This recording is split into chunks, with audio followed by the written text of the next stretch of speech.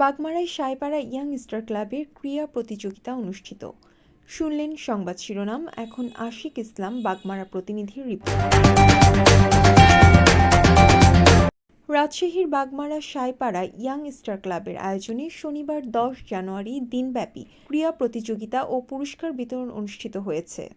সায়পাড়া উচ্চ বিদ্যালয় মাঠে সকাল থেকে বিকেল পর্যন্ত স্কুল শিক্ষার্থী ও ক্লাব সদস্যরা বিভিন্ন খেলাধুলায় অংশ নেন।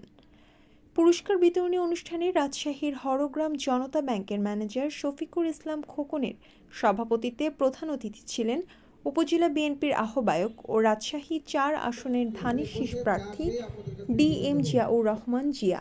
বিশেষ অতিথি হিসেবে উপস্থিত ছিলেন বাসুপাড়া ইউনিয়নের প্যানেল চেয়ারম্যান তোফাজ্জল হোসেন সরকার। এই সময় উপস্থিত ছিলেন শিক্ষক, শিক্ষার্থী, অভিভাবক সহ স্থানীয় গণ্যমান্য নেতাবর্গ।